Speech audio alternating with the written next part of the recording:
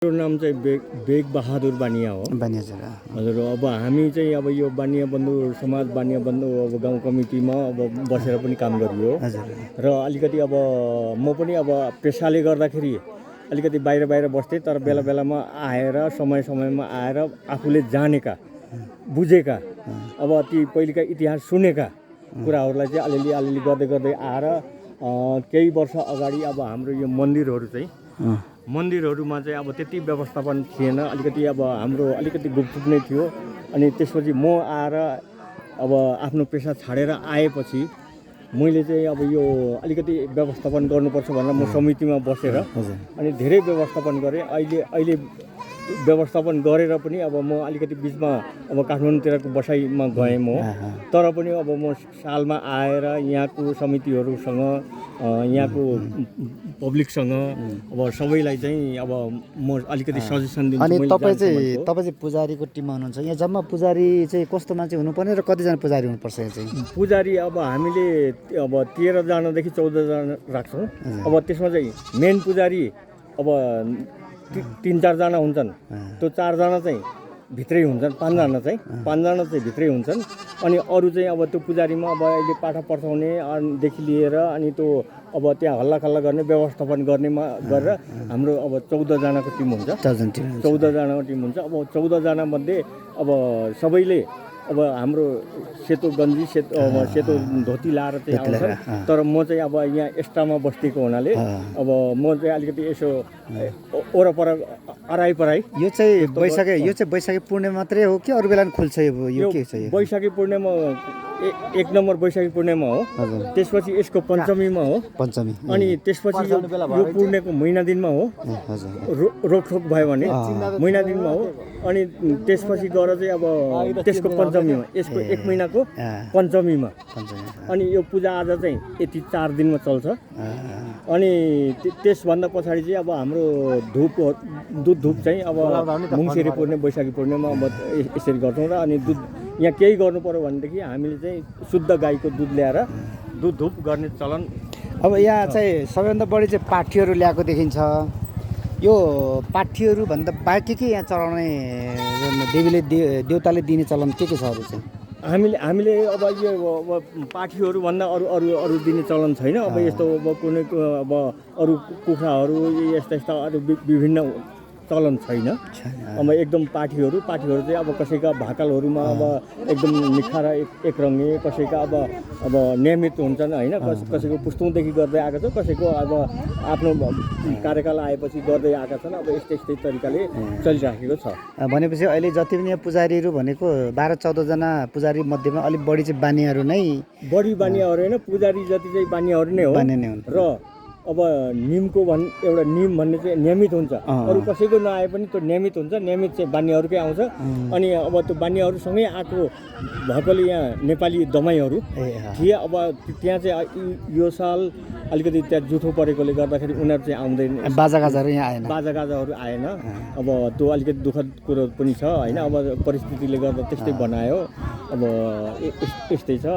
र यसरी लगभग अहिलेसम्म त तपाईँको हाम्रो रेकर्डमा चाहिँ यो पाठीहरू कतिसम्म अब चढाएको रेकर्ड छ हामीसँग? कोही साल अब 250 सम्म पुगेका छन्।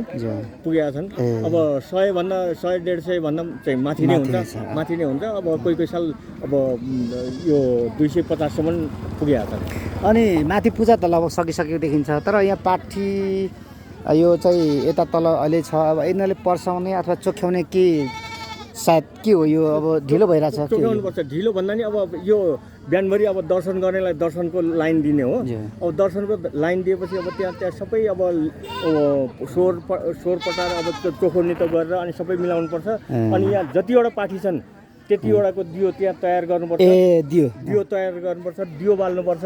दियो तयार गरेपछि अनि दियो बालेपछि अनि आएर यहाँ पाठी पर्साउने हो। अनि पर्साइसकेपछि भनेको अनि त्यसपछि मात्रै अनि लाइनबाट अब रेगुलर अब नम्बर वाइज अघि इन्ट्री आएको बेला इन्ट्री गरेको हुन्छ। नम्बर वाइज इन्ट्री गरिसकेका छन् सबै।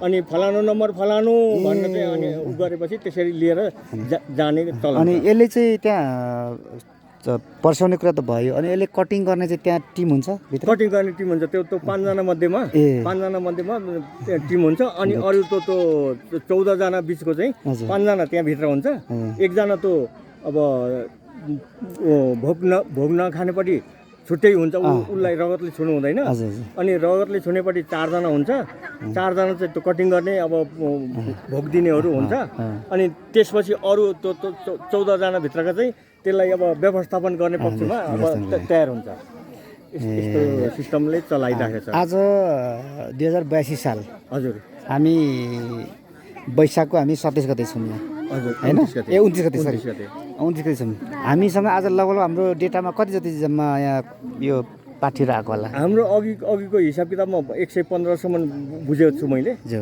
अब त्यो भन्दा बढ्न सक्छ अब यहाँ रेकर्ड देख्दा अहिले एकुरेट चाहिँ म अब त्यो लिस्ट हेर्नुपर्छ एकुरेट चाहिँ म भन्न सक्छु अब कति बजेबाट हामी चाहिँ यो यसले चाहिँ अब माथि सुरु गर्छौँ होला लगभग अब हाम्रो लगभग 12:12 वर्ष किन 1 घन्टा अब हामीलाई अब त्यहाँ यो तयार गरेर पठाउन लाग्छ 12:12बाट सुरु हुन्छ लगभग 2:30 बजेतिर सकिन्छ पूजा ए, चाहिँ सकिन्छ। अनि पुजारीहरू चाहिँ अब सबै थोक गरेर त्यो मिलाएर चाहिँ त्यहाँ फेरि धुपधुँवरहरू गरेर गर्दाखेरि 3 बजेतिर पुजारीहरू निक्लिन्छ हजुर ए अब त्यसपछि यो अब यहाँ चाहिँ के देखिन्छ भन्दाखेरि एउटा इम्पोर्टेन्ट विशेष कुरा चाहिँ यो राई समुदाय छन् यहाँ हजुर राई समुदाय पहिलो कुरो त बाख्रा खसीको मासु खाँदैनन् हजुर। तर पूजा चाहिँ गर्छन् पूजा गर्छ यो एकदमै यो इन्ट्रेस्टेड कुरा हजुर पूजा चाहिँ गर्छन् तर फेरि पनि पूजा गरेर उनीहरूको घरमा यो चाहिँ जाँदैन यो जान्छ जान्छ उनीहरूले घरभित्र लाँदैनन् लाँदैनन् आफ्नो छुट्टै अब घरको नजिकमा गोठहरूमा पकाएर कतै।